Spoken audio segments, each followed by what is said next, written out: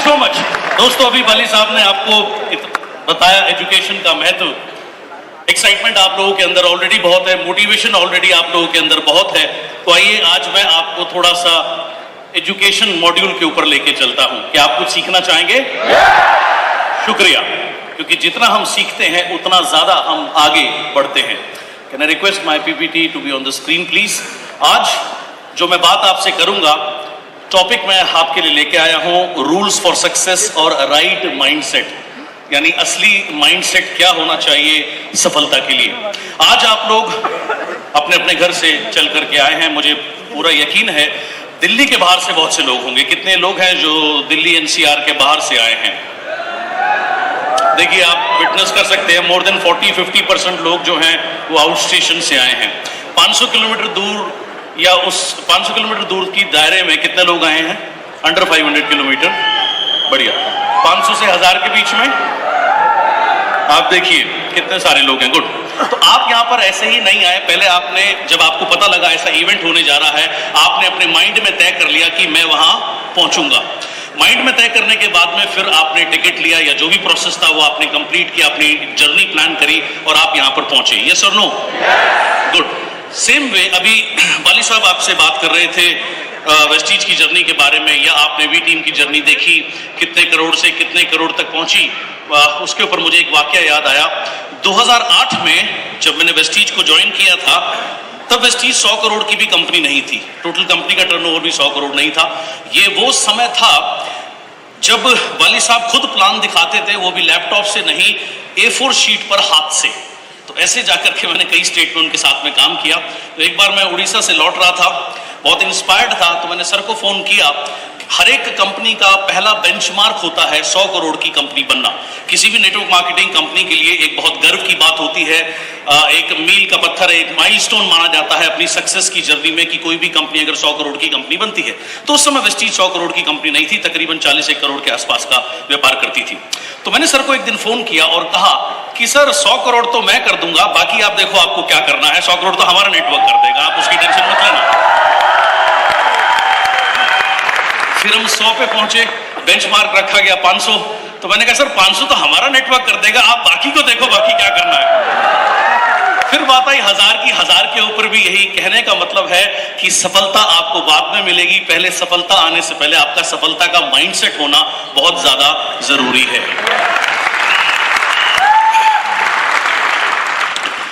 तो आइए कुछ बात करते हैं माइंडसेट की। अगर मैं आपसे स्क्रीन पर देखिए कुछ कंडीशन लिखी है, ये है आपके आज का पेचेक कितना है, आपकी बीवी पीवी कितनी है, आपका लाइफस्टाइल कैसा है। सो सपोज करिए इसको आप नंबर दे सकते हैं। अगर किसी व्यक्ति को लगता है आज जो आपका पेचेक है, या आज जो आपका रहन सहन है, या जो भी आज आपकी बीवी पीवी है, नेटवर्क का साइज है, अगर वो पुअर है, खराब है, तो आप एक नंबर उसको दे सकते हैं।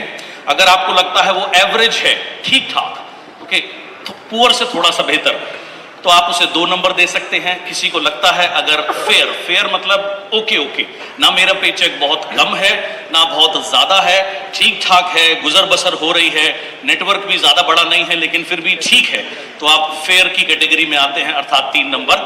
और अगर किसी को लगता है गुड, यानी कि अच्छा है, मेरा पेचेक अच्छा है, मेरा बीवी पीवी अच्छा है, मेरा नेटवर्क का साइज अच्छा है, मेरी ग्रोथ अच्छी है, तो वो गुड की श्रेणी में आते हैं, यानी नंबर के तौर पर आप 4 नंबर दे सकते हैं।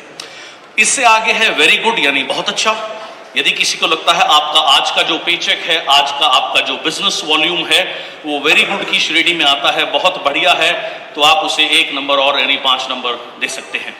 और अगर किसी को लगता है एक्सीलेंट, यानी बहुत ही बढ़िया, एक्सीलेंट है, मेरा पेचेक बहुत अच्छा है, आपका बीवी पीवी, आपका टीम साइज, आपकी टीम की ग्रोथ जो है, आपका रहन सहन जो है, अगर वो बहुत बढ़िया है तो एक्सीलेंट में आप डाल सकते हैं। तो डिपेंडिंग अपॉन द सिचुएशन, आप में से कितने लोग हैं जो अपने आप को पाते हैं नंबर 1 पर, जिन्हें लगता है अभी वो पुअर स्टेज पर है। Okay, thank you. Number 2 average, कितने लोगों को लगता है कि अभी उनकी जो ग्रोथ है, जो पेचेक है, वो एवरेज श्रेणी में आता है। Thank you. कितने लोगों को लगता है कि वो फेयर स्थिति में आते हैं, फेयर यानी ठीक ठाक की स्थिति में आते हैं, ठीक ठाक पे आउट है, ठीक ठाक बीवीपी, ज्यादा बढ़िया। पर कोई है ग्रेटेस्ट पर है, यानी सभी लोग मानते हैं आप जहां पर भी हैं और आगे जाने का स्कोप है, आप और आगे जा सकते हैं, जाना चाहते हैं। तो आइए कुछ आगे जाने की बातें करते हैं। सबसे पहली चीज लाइफ में, खुश जहां पर हैं वहां खुश रहिए। Be happy but hungry. आप जहां हैं, जो आपके पास अभी है, उसके लिए पहले शुक्रगुजार होना सीखिए।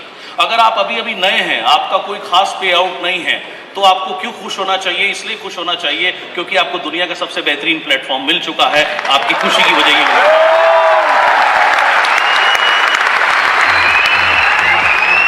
आपने अभी अभी काम करना शुरू किया है, ज्यादा सफलता नहीं मिली है, प्लेटफॉर्म मिल चुका है, क्यों खुश होना चाहिए?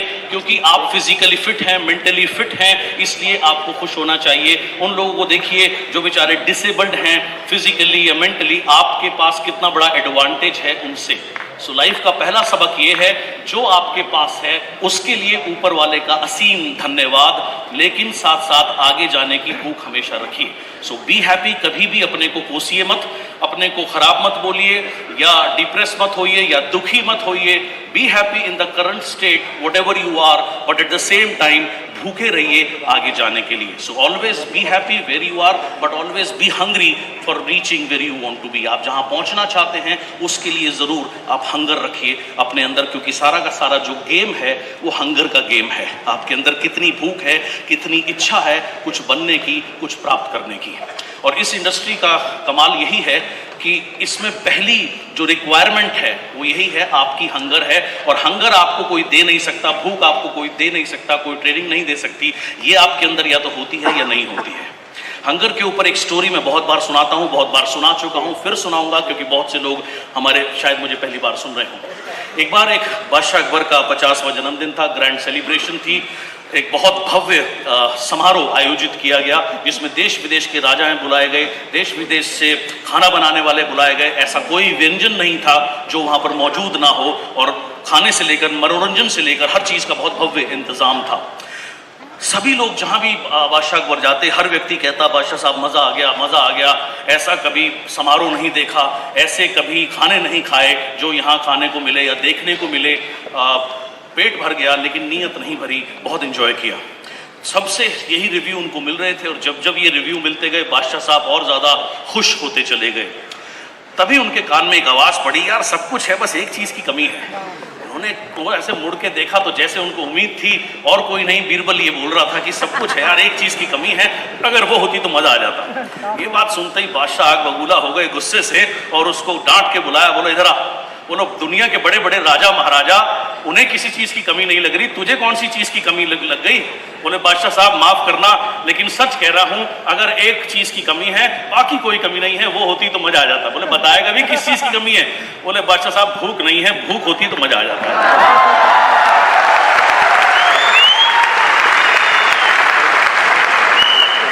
अगर आपके पास भूख नहीं है तो दुनिया के सारे पकवान आपके लिए व्यर्थ हैं। और जब हमें भूख लगी होती है तब कोई पकवान नहीं होता, अगर बासी खाना भी होता है वो भी हमारे लिए पकवान से ज़्यादा काम करता है। दुनिया का सबसे बेस्ट प्लेटफॉर्म आपके पास है, दुनिया का सबसे बेहतरीन प्लेटफॉर्म आपके पास है, सबसे बेहतरीन कंपनी में आप काम कर रहे हैं, सबसे बेहतरीन नेटवर्क में आप जुड़े हैं, सबसे बेहतरीन एजुकेशन आपको मिल रही है, सब कुछ आपके सामने रखा है। लेकिन अगर आपकी भूख नहीं है तो आप कभी लग्जरी कार नहीं ले पाएंगे, कभी वॉइस मैगजीन में नहीं आ पाएंगे, कभी टॉप अचीवर नहीं बनेंगे। ये आपके ऊपर है। तो आज का पहला सबक, खुश जरूर रहिए लेकिन हमेशा अपने अंदर हंगर रखिए आगे जाने की। इसी से, खुश रहने से आता है ग्रेटिट्यूड। ग्रेटिट्यूड यानी कि कृतज्ञता। जैसे ही आप सुबह जब आपकी आंख खुलती है, जिस भी भगवान को या शक्ति को आप मानते हैं, खुदा के रूप में, जिस भी रूप में, गॉड के रूप में, जिस भी रूप में आप मानते हैं, जमीन पर पैर रखने से पहले उसका शुक्रिया अदा करिए। और अगर 2 मिनट आप उसका शुक्रिया अदा करेंगे और उसके बाद अगले 2 से 3 मिनट अगर आप अपने ड्रीम्स के बारे में सोचेंगे, जहां जो आप बनना चाहते हैं उसके बारे में सोचेंगे, जहां पहुंचना चाहते हैं उसके बारे में सोचेंगे, तो ये 5 मिनट आपको इतना एम्पावर कर देंगे, ये आपको इतनी शक्ति देंगे कि पूरा दिन आप अपने गोल्स के प्रति काम कर पाएंगे और आप खुश रहेंगे।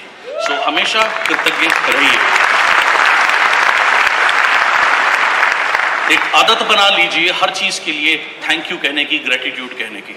इसमें एक छोटा सा वाक्य याद आता है। एक बार 2 लोग गए इंटरव्यू देने जा रहे थे एक महत्वपूर्ण पोस्ट के लिए, और उन्होंने अपना 3 पीस सूट पहना हुआ था। थोड़ा सा समय था, वो बिल्डिंग के बाहर खड़े हुए थे क्योंकि 2 मिनट में उनकी एंट्री होने वाली थी उस बिल्डिंग के अंदर में जहां उनका इंटरव्यू था।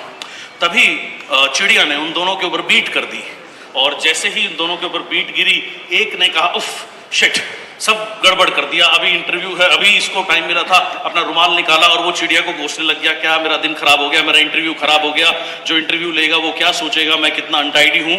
दूसरे व्यक्ति ने चुपचाप रुमाल निकाला, पोंछा और उसने कहा शुक्र है, धन्यवाद। पहले वाले व्यक्ति ने कहा यार तू अजीब आदमी है, कपड़े हमारे खराब हो गए, हमें इंटरव्यू देने जाना है, तू किस चीज का धन्यवाद दे रहा है? कह रहा भाई मैं इस चीज का धन्यवाद दे रहा हूं कि शुक्र है हाथी नहीं उड़ते।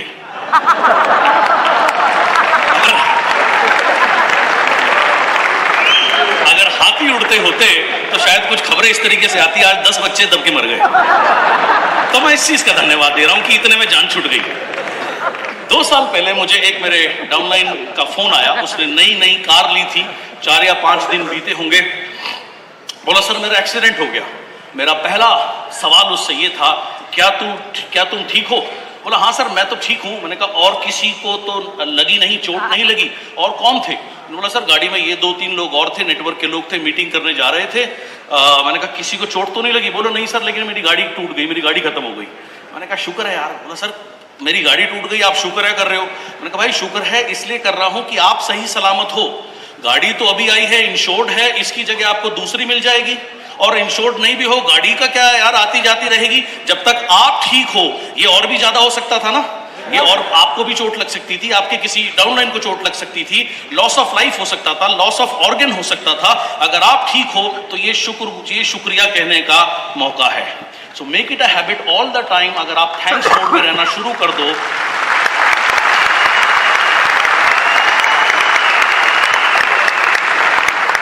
अगर आप हर समय जेन्युइनली ग्रेटिट्यूड फील करोगे अपने अंदर से, तो आपको ऐसा लगेगा कि आप बहुत ब्लेस्ड हैं। और ब्लेसिंग एक ऐसी चीज है, आप जितना अपने आप को ब्लेस मानोगे उतना ज्यादा आप ब्लेसिंग्स को या अच्छी सिचुएशंस को अपने जीवन में आप आकर्षित करना शुरू कर देते हैं। सो always be in this mode, gratitude mode में। ऐसा लगता है कि हम प्रोग्रेस कर रहे हैं, उस पथ पर चल रहे हैं जिसको हम हासिल करना चाहते हैं। जैसे आप में से कितने लोग इंडिपेंडेंटली प्लान दिखाते हैं? गुड। जब आप प्लान दिखा करके निकलते हैं, रिजल्ट को छोड़ दीजिए, अच्छा लगता है खराब लगता है? एब्सोल्युटली। आप जब भी प्लान दिखाते हैं, रिजल्ट क्या है वो बात की बात है, लेकिन प्लान दिखाने से सबसे ज्यादा खुशी आपको मिलती है। क्यों? क्योंकि आपको ये महसूस होता है आप अपने ड्रीम को पूरा करने के सही कगार पर हैं, आप सही रास्ते पर हैं। आपकी इनकम जोन या आपकी सक्सेस जोन निर्भर करती है आपके कंफर्ट जोन पर। यानी अगर आप चाहते हैं आपकी इनकम का दायरा बढ़े, आपकी सफलता का दायरा बढ़े, तो आपको आपके कंफर्ट जोन से बाहर आना है। यानी जो कंफर्टेबल मोड है उससे बाहर आना है। कंफर्टेबल मोड क्या होता है? जो कोई नया व्यक्ति ज्वाइन करता है उसके लिए भारी आसान काम क्या है? अपलाइन के पास गए, अपलाइन ने प्लान दिखा दिया। उसके लिए अनकंफर्टेबल क्या है? खुद प्रेजेंटेशन सीखना। वो उसके लिए एक बड़ा अनकंफर्टेबल काम लगता है क्योंकि उसने कभी किया नहीं, व्हिच इज नेचुरल। लेकिन अगर उसे सफल होना है तो जितनी जल्दी वो प्रेजेंटेशन करना सीखेगा उतनी जल्दी वो सफलता के पथ पर अग्रसर होगा। सो जब आप अपनी कंफर्ट का दायरा तोड़ेंगे तब आपकी प्रोग्रेस होगी। आप लाइफ को देखिए, आपकी प्रोग्रेस या तरक्की कब होती है? सिंपल है, process of growth is always uncomfortable. जो ग्रोथ का प्रोसेस है वो हमेशा अनकंफर्टेबल रहा है और रहता है, लेकिन इसी पथ पर चलकर ही तरक्की होती है। Example, child learning. जब बच्चा स्कूल आप उसे भेजना शुरू करते हैं, पहले 1-2 दिन तो आप बहका करके उसे भेज देते हैं कि कुछ नहीं, वहाँ टॉफी मिलेगी, ये मिलेगा, वो मिलेगा। 2-3 दिन के बाद समझ में आ जाता है और छोटे से बच्चे को कि इस गेट के बाद कि जब ये मुझे अंदर कर देते हैं इस गेट के, तो 4 से 6 घंटे मेरी आज़ादी छिन जाती है। तो दूसरे तीसरे दिन क्या होता है? उसका मन नहीं करता स्कूल जाने का, राइट? फिर आप उसे बहलाते हैं, फुसलाते हैं, लालच देते हैं, प्यार करते हैं और उस गेट में भेजने की कोशिश करते हैं। वो चला जाता है, अच्छी बात है। अगर वो नहीं जाता तो थोड़ा डांटना भी पड़ता है। कभी कभी क्या होता है कि डांटने से भी काम नहीं चलता तो एक आध स्टेप आगे भी जाना पड़ता है। तो उसको बिल्कुल भी अच्छा नहीं लगता बच्चे को स्कूल जाना, और होमवर्क करना तो बिल्कुल भी अच्छा नहीं लगता। ये सर नो, जब मैं छोटा था मैं तो ये सोचता था यार पढ़ाई बनाई किसने? अगर मुझे वो व्यक्ति मिल जाए तो मैं 1 मर्डर उसका कर दूं, मुझे 1 मर्डर करने की छूट दे दो, मैं तो ऐसा सोचता था, पढ़ना ही नहीं चाहता था। लेकिन वो स्कूल जाना, वो होमवर्क करना, उसी से ही वो सीखता है या एजुकेटेड होता है या ग्रोथ होती है। यस और नो? सो अगर वो कंफर्ट को देखने लगे या एज अ पेरेंट आप उसकी कंफर्ट को देखने लगे, आप स्कूल ना भेजें, तो क्या वो छोटा बच्चा कभी शिक्षित हो पाएगा? तो यानी आपकी भी जो ग्रोथ का प्रोसेस है वो अनकंफर्टेबलनेस से शुरू होता है। सो जितने भी लोग अभी नए हैं, प्लान दिखाना नहीं जानते, प्लान सीखना अनकंफर्टेबल है, प्लान शुरू में प्लान देना अनकंफर्टेबल है, लेकिन वो अनकंफर्टेबल काम करना बहुत जरूरी है, क्योंकि वो आपकी उसके ऊपर आपकी ग्रोथ निर्भर करती है। उसके बाद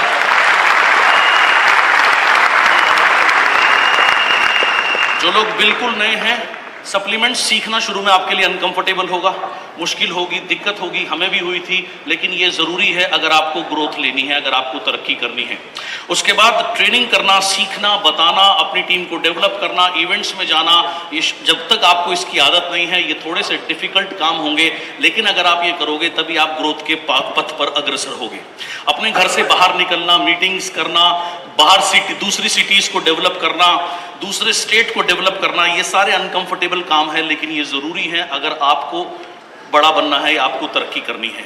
मुझे बहुत अच्छे से याद है जब 2008 में मैंने और बाली साहब ने उड़ीसा शुरू किया था, वहाँ एक भी वेस्टीज डिस्ट्रीब्यूटर नहीं था, किट जाती थी दिल्ली से, तो 2 हफ्ते लगते थे, आज कोई ज्वाइन करता था उसको सामान मिलने में, वहाँ कोई ऑफिस नहीं था।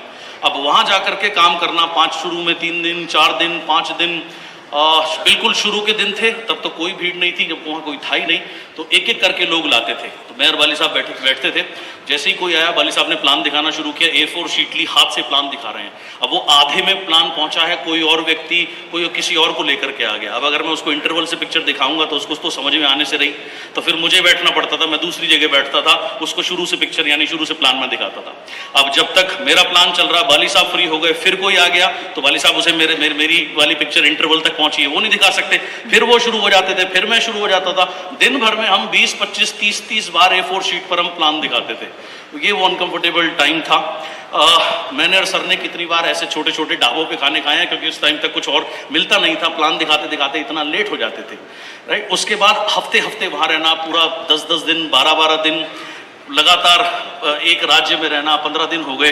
रात को आंख खुली, अगर आपके घर में आंख खुलती है 2 बजे 2:30 बजे, आपको वॉशरूम जाना है तो कोई दिक्कत नहीं है, आपको मालूम है यहाँ से लेफ्ट में राइट में वॉशरूम है, आप आराम से जाते हैं आ जाते हैं। लेकिन हर रोज अगर आप सोचिए दूसरी जगह सो रहे हो तो थोड़ी देर तो दिमाग भी काम नहीं करता था, यार मैं हूँ कहाँ, मैं कहाँ आ गया हूँ, ये कौन सी जगह है। तो 1 मिनट बाद कभी कभी माइंड रिकॉल करता था, अच्छा मैं यहाँ हूँ, ये काम करने के लिए आया हूँ, ओके ठीक है चलो चलते हैं। सो दैट वो एक अनकंफर्टेबल टाइम था। उसके बाद जब तमिलनाडु काम करना शुरू किया, ऐसे ही पूरा 10-10 दिन, 12-12 दिन का ट्रैवलिंग। उन दिनों में मोबाइल में नेट नहीं था या इतना पॉपुलर नहीं था, तो दिन भर काम करने के बाद में 10 बज गए, सुबह से आदमी थोड़ा एंटरटेन होना चाहता, हम टीवी खोलता था तो टीवी में सारे साउथ के चैनल आते थे, एक भी हिंदी चैनल नहीं मिलता था।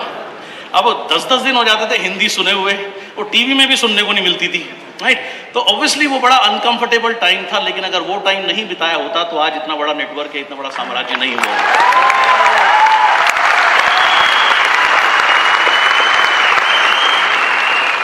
ग्रेटिट्यूड के बाद में, हंगर के बाद ग्रेटिट्यूड के बाद और प्रोग्रेस के बाद में आज का हमारा चौथा सबक है, अगर आपको तरक्की करनी है आप प्रिपेयर हो जाइए अनकंफर्टेबल होने के लिए। अगर आप अपने आप को प्रिपेयर कर लेंगे अनकंफर्टेबल होने के लिए, तो कुछ टाइम आप जितना अनकंफर्टेबल होंगे, आज से 5 साल बाद, 7 साल बाद आपका इतना बड़ा पे आउट आएगा कि आप लाइफ में बहुत कंफर्टेबल होंगे। और अगर आज आप कंफर्ट की तरफ भागेंगे, और अगर आज आप कंफर्ट की तरफ भागेंगे तो 5-7 साल बाद जो आपका पे आउट होगा वो हमेशा आपको अनकंफर्टेबल रखेगा। क्योंकि एक बहुत पुराना सिद्धांत है, short term sacrifice for long term gain और फॉर लॉन्ग टर्म बेनिफिट। छोटे समय का त्याग बहुत जरूरी है लंबे समय के फायदे के लिए। छोटे समय का त्याग अगर आप नहीं करेंगे तो लंबे समय का फायदा कभी भी आपको मिलने वाला नहीं है। तो या तो छोटे छोटे फायदे देख लीजिए, छोटे छोटे अगर आप फायदे देखेंगे तो लॉन्ग टर्म बेनिफिट या बड़ा बेनिफिट से आप हमेशा महरूम रहने वाले हैं, दूर रहने वाले हैं। और अगर आप प्रिपेयर हैं छोटे सेक्रीफाइसेस को करने के लिए, तो आने वाले समय में लॉन्ग टर्म बेनिफिट हमेशा उन्हीं को मिला है जिन्होंने छोटे समय के कष्ट देखे या त्याग किया या उसके लिए वो प्रिपेयर रहे।